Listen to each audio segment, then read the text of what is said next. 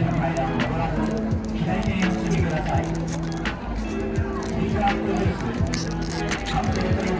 小麦だ。やったー。お、セルカ。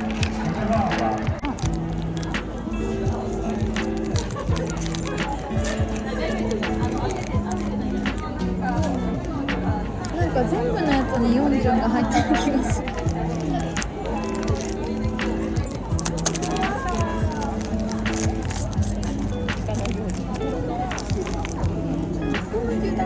お、全員だよ。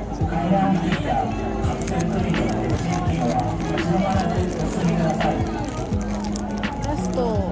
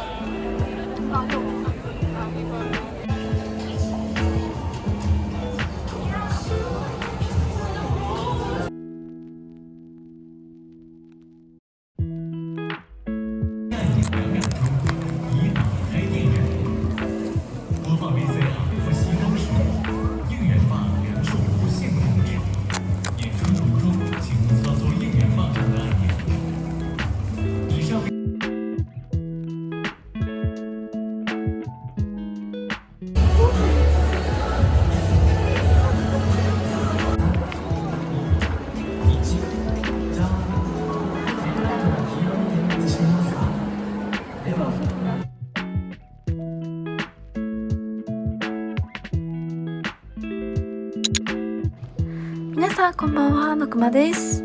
今回はモアコンララアリーナ参戦してきました。はい。で、会場の様子とかはこの動画の前に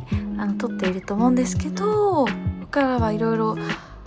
現地での購入品とかモアコンの話をしていけたらなと思ってます。はい。では最初にこれ今回の参戦バッグです。なんかいつも通りこのリボンをつけて、あとはポップアップでやったガチャのやつ入れて、でこれはあれです。ソウルコンのポムギのモアコンのトレカと、あとこれバムグです。バムグと、あとはアクスタとかアクキーとかを入れて、こういう感じで参戦してきました。はい。で、私バッグ2つで行って、こっちに貴重品とかいろいろ入れて、こっちにはうちわとかアップグレード特典とかもあったので、そういうのを入れられるようにナップザック、この間のファクトトゥモローのアップグレード特典ナップザックを背負ってきました。はい。でもうちょっとどこから話したらいいのかわかんないので、ちょっと片付けしながら、その私の一日を順を追って説明していけたらなと思います。はい、ちょっとバムグさんここにいてもらいましょう。はい。今回は久しぶりに本当にアクトプロミスのエピソード2でもなく、アクトプロミスのアンコンの京セラぶりに母と参戦してきました。で、今回なんと母はファンクラブ、人生初めてのファンクラブに入り、アップグレードをして参戦しました。はい。なので親子参戦です。はい。で、千葉行かれた方と、千葉と愛知行かれた方なら分かると思うんですけど、チケット発見してからメンバーシップ特典トレカの予約受け取り時間がすごい迫ってたじゃないですか。なのでその日のうちに私予約できなくって、次の日になっちゃって、その後もう早い時間しか空いてなかったので、もう12時ぐらいからもう会場に行かなきゃいけなくなっちゃったので、だいぶ早い時間から行ってきました。ごめんなさいね。このバッグの中本当にその日なんかゲットしたものとかいろいろもろもろがそのまんまになっていて、ごめんなさいね。ちょっと一個ずつ紹介しますけれども、片付けもしながら紹介しますはい。で動画の前半で紹介したようにファンクラブ特典はボムギとボムギとテヒョンが出たので不認会に公開してもらいました。はい。なので私と母の分揃いました。私の入推しも不認会ですし、母の推しが不認会なので、不認会はいくらあってもいいよっていう感じで、交換してもらいました。でこれを受け取ったら、会場をちょっと写真撮ったりとかして、でお昼食べに行ったんですけど、IKEA が近くにあって、IKEA でお昼を食べました。でそこにもなんか親子参戦の方がいて、なんかちょっとお菓子渡したりとかしながら過ごしました。はい。でそのご飯食べた後に会場に戻ってきて、でガチャに並びに行きました。でガチャ今回はなんか上限5回までだったので、母と一緒に5回回してきました。でちょっと待ってくださいね。これがで今回動画で見ていただけても分かるように全然私はワッペンが引けなかったんですけど、なんと母がめちゃくちゃワッペンを引いてくれて、でバムグのワッペンも手に入って、フムニャリンのワッペンも手に入りました。であとは母はこの自分で不認会に交換してて、で今回不認会が本当に出なくって、ガチャ1個しか出なくって、なんで他は全部交換していただいたものになります。でこれ全然回した回数分よりも少ないものが手元にあるんですけど、もう母は自分の携帯にこれをもう一個あるんですけど、これをつけていたりなんかいろいろしてるので、もうこんな感じで少なくなってますはいもうなんか今回びっくりしたのが、母の行動力の凄さにびっくりしましたもう頼もしすぎる。私がもう交換もういいや諦めようって思ってたのに、いいの交換できるよって言ってずっとやってくれてたので、もう本当に助かりました。本当に心強かったですであとは現地でこのコンサートトレカを交換してもらって、ボムギさん結構揃いました。でこれちゃんと調べてなかったんですけど、これ12種類あるんですね数が多いことで、自分が一体何のボムギを持ってて何のボムギを持ってないのかが全然分かんなくって、ここをこう広げながらここにないボムギを探してますって言いながら交換を探して9枚まで集まりました。123456789枚なんで、あと3枚1枚はセルカって分かってるんですけど、あとの2枚が一体私は何を持ってないのかが分かりません、まだはいでこれを集めきるかどうするかまだちょっと悩み中です。であとは不認会のセルカ、これはオクラたちにもらったやつです。であとチェキも無事に交換が決まって、でもこの1枚は地引きしてたものなんですけど、全部その現地で交換決まったので本当に嬉しかったです。であとこれが追加でトレカ買ったので、そのトレカになります。はいまだだいぶありますね。でもしボムギの交換が終わったら不認会持ってないやつ集めたいと思ってます。はいって感じです。であとこれか、交換系でこれも不認会とボム牛交換が現地で決まって無事に揃うことができました。すごい嬉しいやった。これのもうボム牛のこの書き方すごい好きなんですよね、これ。はいこんな感じかな。だいたい購入品とかいうのはそういう感じです。はいであと母はじゃん、不認会のうちわを購入しました。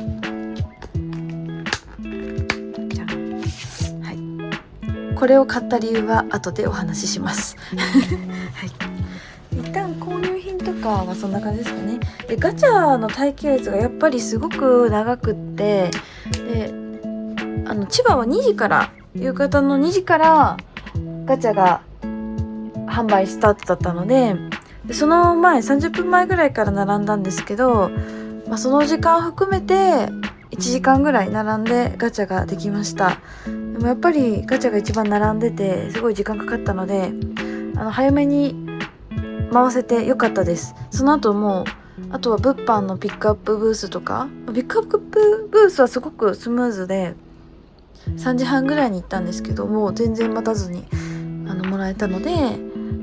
それはすごく良かったです。なのでガチャだけが今回すごい並んだ印象でした。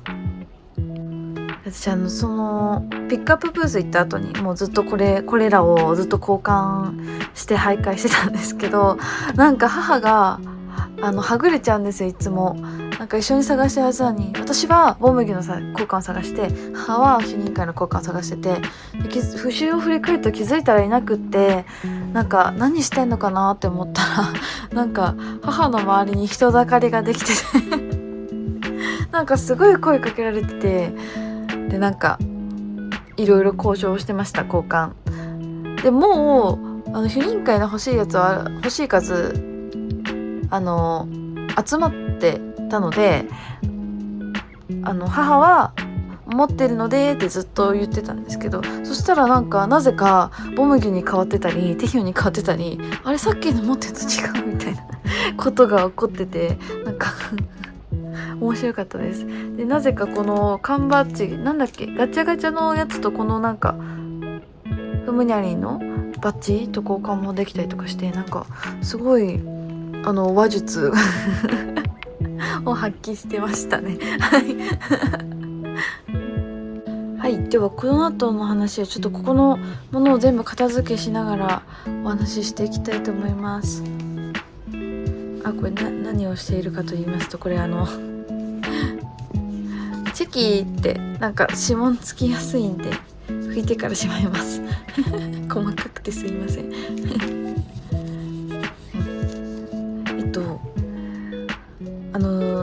今回はオクラたちと別日に当選して、オクラたちが1日目の方に行ってたので、なんとなく会場の様子とかを聞いていたんですよ。でオクラたちもアップグレ入る予定だったので、アップグレの時のなんか注意点みたいなのを教えてもらってたんですけど、そしたらやっぱ入場するのにすごい時間がかかるって聞いたので、早めに入っとこうと思って、もう本当に入場開始の時と同時に入れるように並んでいきました。で無事に結構さらっと入れて、で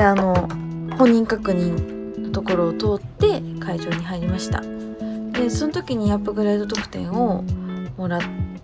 で先に席に着くように行きました。そうだ、アップグレード特典も紹介しますね。なんか今回会場から開演までが1時間しかなかったので、なんか意外とゆっくりする時間が全然なくって、東京ドームの時はなんか結構時間あったんですけど、2時間以上ありましたよね。なんですけど今回ちょっと短かったので、もうサクサクっと行ってしまったので、私もちゃんとアップグレード特典見れてないんですよね。これがアップグレード特典になります。こ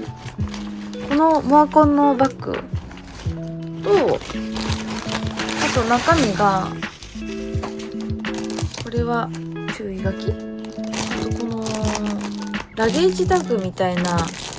やつが今回の特典です。母の分もあるので、これがかけるにあります。こんな感じかな。キャリーバッグとかにつけるようなものだと思います。でこれもあれですよね、ペットボトルとかつけられるやつでしたっけ、これって。そうですね、ペットボトルホルダーって書いてあるので、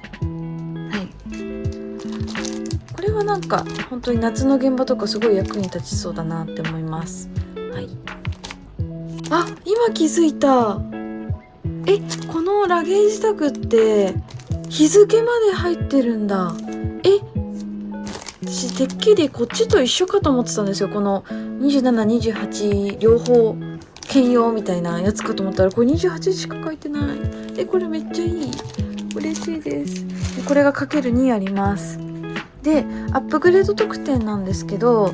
動画でも紹介した通りボムギュとテヒョンだったんですけど、不認会に交換してもらって揃いました。でボムギュが今回地引き、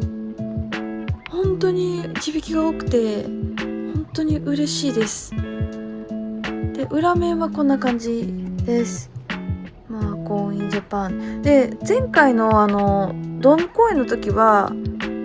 場所まで書いてあったと思うんですけど、今回はモアコンインジャパンだけですね。はい、なのでどの会場でも同じかなって思います。はいです。もう本当にこんなにうまくこう欲しいものが出るっていうことはそうそうにないので、本当に逆にうまくいきすぎてて怖いなってぐらいでした本当にこんなことないですよ。本当に私もそんなにめちゃくちゃ公園行くタイプでもないので、本当に限られた1回を大切にみたいなタイプなので、そんなに現場経験があるわけじゃないですけど、こんなにも思い通りというかに行く公演はそうそうないですなので今回本当にレアなことがたくさん起こったなって思ってます。はい、で今回私全然座席期待していなくてアップグレはしたんですけど、アリーナ後方だったんですね。なんかその座席番号見た時、これ結構見えないよなと思って、で形そのアップグレゾーンまとめてくださっている方いらっしゃるじゃないですか。本当にいつもお世話になっているツイッターでやってくださってる方の予想の図見た時に、これ本当に後ろだと思って、もう全然期待しないどころかもうすごく落ち込んでたんですよなんですけど会場入った瞬間になんか思ったより全然近いって思って、もうそもそも会場のキャパが狭すぎてもうどこの席でも見やすいっていう現象が起こっていて、もう十分だと思ってちょっとメインステがちょっと遠かったように感じるんですけど、それでも十分だと思ってもういいやと思って楽しもうって思って行ってました。はい、なんで本当にアリーナの後方です私椅子のやつこれ多分持って帰っていいと思うんですけど、これ一応持って帰ってきたんですよね自分の座席なんかちょっと記念に持って帰ってきちゃいました。で今回いろいろ噂になっている客折りなんですけど、事前に千葉公園の客折りゾーンをX で見まして、おやおやと、これはもしやということで、もしかしたら横通るかもっていうので母が不認会のうちわを買いましたそんな理由かよって感じだと思うんですけど、一応アピールしようっていうのでうちわを購入しましたでもちょっと客折りの話の前に公演内容について話したいんですけど、今回本当にバンドミュージックバンドでの構成がすごくかっこよすぎて、本当になんかもう楽しすぎました。曲がバンドだとさらによく聞こえて、やっぱ生演奏なのでなんかすっごく良かったです。なんか良かったしか言ってないから、なんか いまいち伝わるかわかんないですけど、でなんか今回本当に一番なんか感じたのは、メンバーたちがすごくなんかリラックスして本当に楽しんでやってるなっていうのがすごく感じて、なんかその姿を見てなんかにっこりしてましたはい、でモアコンの構成は行く方もいらっしゃると思いますし、もう行った方もいらっしゃると思うので、大体分かってると思うんですけど、最初に何曲か歌って、で今回ははるはるスティック with you を初披露というかコンサートでやってくれたのと、あとは SSS をちゃんと歌ってくれたっていくと思うんですけど、歌ってくれたっていうのがなんか私的には結構嬉しかったなっていうのと、あとカバー曲ですかね、ビッグバンのはるはる、これもはるはるって言うんですけど、はるはるの曲をテヒョンとヨンジュンがカバーして披露してて、でなんかヒロイン役でスビンとかいろいろ手伝ってやってたんですけど、めっちゃ面白かったですはい、でその後に4人会とスビンがドルフィンをやってました。いやドルフィン可愛すぎてちょっともうやばかったです。さすがスビンと4人会と思って、もうこういう踊りを任せたら本当に上手だなっていうふうに思いましたはい。でボムキュはスビンと4人会と一緒にファイティンヘイジなんでしたっけ、ブソクスンのセブンティーンのブソクスンの曲を一緒にやってました。すごい盛り上がりましたはい、でこれは多分あれですよね、愛知の2日目と同じだったんですかね。はい、であとはその後の日本のカバー曲で、なんか最初もうこれからちょっと5人ですごいかっこいい曲をやります、期待しててくださいって言ってたんで、違うのやるのかなと思ったら可愛いだけじゃダメですからめっちゃ可愛かったです。本当に好きすぎてミツも見たかったんですけど、可愛いだけじゃダメですかもすごく見たかったのでもう超可愛かったです、はい、でその後になんか自然とモア全体でアンコールって始まって、でこれいけんのかなって思ってたんですけど、なんか渋々なんかやってくれそうな雰囲気になって、そしたらモアと TYT がじゃんけんして5回じゃんけんして多数決で勝った方が多いチームが勝ちにしようみたいな感じになって、でメンバーが一人ずつモアを指名して、あなたじゃんけんしましょうって言ってじゃんけんしてたんですけど、もうそのモア幸せすぎますよね。でもこっちもなんかもう頑張れみたいな、絶対勝ってみたいな気持ちで見てたんですけど、最初非認会がモアとじゃんけんして非認会が勝って、で次テヒョンがじゃんけんしてテヒョンが負けて、でこれ1対1じゃないですか。で次ボムギュがじゃんけんしてボムギュが勝って、で次スビンがじゃんけんしてスビンが負けたんですよ。なので2対2の状態になって、で次ヨンジュンこれで決まるって時に、ヨンジュンはモアじゃなくってバンドのギターの人とやりますって言ってじゃんけんしたらヨンジュン勝っちゃったんですよでこれやんないやつじゃんって思って、でなんかモアもなんか歓声だけ上げて、その後何も反応できず、多分みんな固まってたと思うんですけど、でヨンジュンは大喜び、やんなくていいからでもその後になんかヨンジュンが日本のモアの真顔を初めて見ましたみんな固まって真顔になってたみたいで、でもなんかでも僕はこれをやらないといけないと思いますって言ってくれて、結局2回目やってくれたんですけども、そこがめちゃめちゃ楽しかったですもう本当に楽しかったです。で、それとあと今回感動したところが2箇所あって、1箇所目はボムギのパニック歌う時に、なんか最初歌う前にボムギが皆さんにモアの皆さんにお願いがありますって、パニックの This is my answer のところを一緒に歌ってくださいって言ったんですよ。で、何そのお願いって思ってでその歌い終わった後にもうみんなで This is my answer を歌って、もうすっごい綺麗だったんですよ、歌声が。もうそれがすっごい感動して、わあいいなやっぱモアって思ったのと、あと最後のアジサイの曲の時にモア大合唱してたんですけど、その部分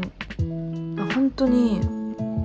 もうモアの歌声が綺麗すぎて、でメンバーもコメント出てたんですけど、もう特にこの歌は日本のモア上手だと思いますって言ってくれたんですけども、それが本当に素敵で感動しました。っていう感じの公演の感想でした。でなんかメインステージはちょっと遠くて顔ちっちゃい感じで見えてたんですけど、そのセンターステージに来た時は割としっかり顔が見えるような感じで見れました。で私結構後方の席だったんですけど、落下物がめちゃめちゃ落ちてきて、なんかちょうどボトって落下物が落ちるスポットだったみたいで、このルザラバードルとあとテイクマイハーフのクローバー、これが塊で椅子の上直撃したんですよね。でこれだいぶ配ってこの量なんですけど、めちゃめちゃあります。なんでこれを床に落ちた床に落ちてすらないクローバーです。であとこの王冠もまとめてドサって降ってきて、でこの非認会の束が落ちてきたんですよこれでちょっと一応全メンバーあるのを確認してるんですけど、不認会の塊が落ちてきたっていうのだけは分かってるんですけど、こんな感じでそうでも40とかも結構あってっていう感じです。でなんかあとは金テープも飛んできたんですけど、今回金テープはメッセージ何も書いてなくって、ただの本当の金テープでしたこれ。でなんか母が終演後に前にもらいに行ってたので、ちょっと拾ったものも混ざってるんですけど、ほぼほぼ席から動かずにゲットしたものたちばっかりです。こんなことになる席だとは思ってなかったんで、全然取れないかなって思ってたんでちょっとびっくりです。もしなんか今後メルカリでトレカとか出品しようかなって思ってて、 TYT のやつで、その出品する時にこういうのも一緒につけられたらいいかなって思ってます。でもちょっとメンバーによって本当にないのでつけられないメンバーもいると思うんですけど、っていう感じですかね。でちょっとなんかこれ本当に昨日帰ってきてそのまんまもう放置して仕事に行ってたんで全然片付けできてないんですけど、母は金曜日休み取ってゆっくりしてますいいな。もう私はもう朝早くから仕事でもう帰ってきたらもう耐えきれずに寝ちゃいました。昼寝って時間ではないですけど、もう夕方もう1時間ぐらい寝ちゃいました。もう本当に疲れたまんま仕事行ったんでちょっと机がぐちゃぐちゃしてる中申し訳ないんですけど、今回この話をさせてください。いろいろ前回の動画で客織りの話を私もちらっとさせていただいたんですけど、まさか自分がその当事者になるとは全く思っても見ない時の発言だったと思うので、ちょっと申し訳ないなと思うんですけど、今回本当にありがたいことにメンバー全員とアンコールの時ハイタッチしました。本当にびっくりしました。なんか前日の客降り動線見た時におやとは思って一応準備はしてったんですけど、日付変わったら通る場所も変わるかなとかいろいろ考えたりとかして、そこまで期待せずに行ったんですけど、なんとメンバー全員が通るルートの通路側の座席だったので、メンバー全員とハイタッチしてきました。でこういう話ちょっと嫌な方もいらっしゃると思うので、ここからは消していただくかスキップしてい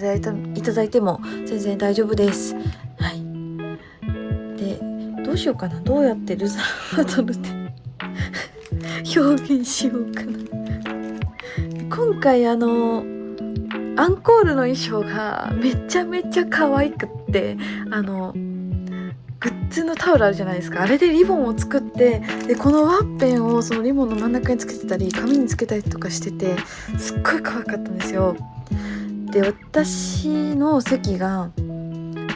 ちょっとすっごい分かりにくくて申し訳ないんですけど、このルザラバドルが座席の位置だと思っていただいてここが通路、ここが機材があって、ここが通路って感じだったんですよ。で私はここの座席とこっちのブロック B5 ブロックの座席のちょうどここの通路のここの場所に角っちょにここが私の席でいて、でアンコールの登場がこっち側からの扉とこっち側からの扉に2人と3人に分かれて出てきました。で私の方は、28日は、ボムギュとスビンが出てきて、でこっち側にヨンジュンとテヒョンとヒョニンカイが出てきたみたいです、こっちは。で最初出てきた時にここら辺のモアともうわちゃわちゃなんかしてて、でなんかやばい来たって言って、スビンとボムギュだよって言いながら行って、で私はちゃっかりボムギュのうちわを掲げてて、で最初からボムギュ来るって分かった瞬間にこのうちわをさっと取り出してうちわをスタンバイして待ってました。で本当に私はこの1番っていう文字通りここの通路側の1番だったので、本当に目の前に来るような感じでした。でこのうちわ持って待ってて、でそれでボムギュがボムギュとスビンが来るじゃないですか。来てくれて、でボムギュにハイタッチしたんですよ。でそしたらなんか母が一生懸命ボムギュみたいな感じで呼び止めてくれて、でなんかその声に気づいたのか、なんかこっち振り返ってくれて、ハイタッチする時にこっちの方を見てくれて、でなんかこのうちわを見てはってなんか気づいてくれてニコーってしてくれたんですよ。もう本当に死ぬかと思った本当に。しかも全員ハイタッチ会の時よりも近かったです、距離が。なぜかというと、ここ座席があって、ここになんかロープが張ってあったんですよ。でロープは客降りの前にスタッフがゾロゾロやってきて、このロープを持ち上げて座ってロープを引っ張ってバリケードみたいにしてて、なんで本当にロープ越しの距離だったんですよ。なので本当に近くって、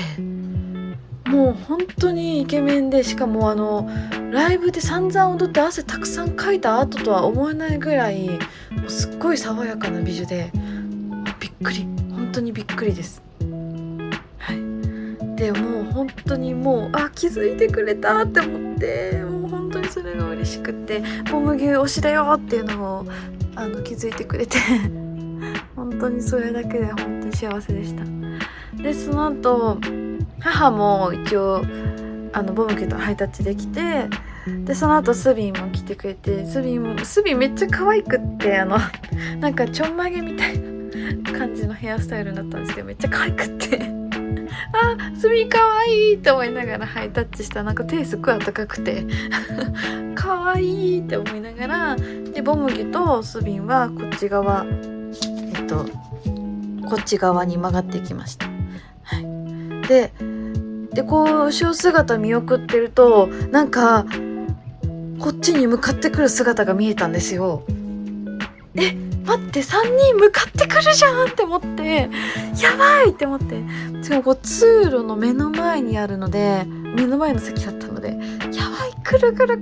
って思って、その時に私は血をさっと下ろして母にこれを持つように言って来てよって言って、そしたらなんかテヒョンが先頭できたんですけど、テヒョンはハイタッチじゃなくってこうずっとハート作って、モア側の手をずっとハート作りながら歌ってて、あ、テヒョンとはハートタッチだと思って、ハートをこうハートしてハートできて、でこっち来てそのままあっち側に、ステージがこっち側なんですけど、ステージ側にこう曲がると思いきや、こっち来たらなんかテヒョン以外のメンバーヨンジュンとヒュニンカイこっちまで行ってくれて、こっち側のモアにも反射してて、うわーって思って、優しすぎるって思って、でこっちに行くんですけど、その時に先にテヒョンとハートタッチして、次に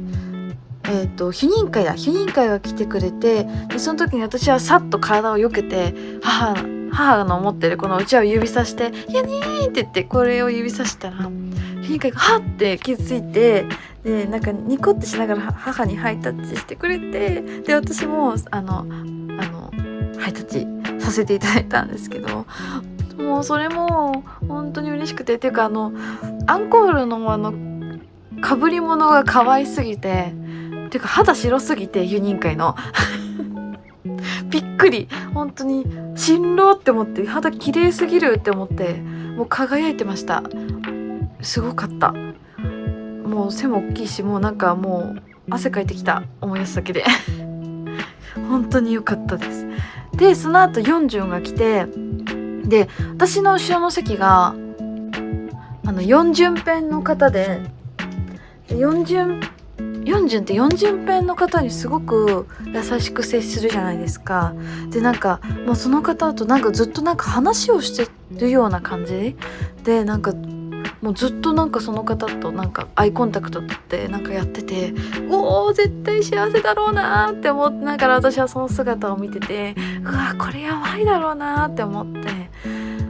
でふと後ろ振り返ったらもうその方泣いてて、ああもうそうだよねって思って、なんかつられ泣きして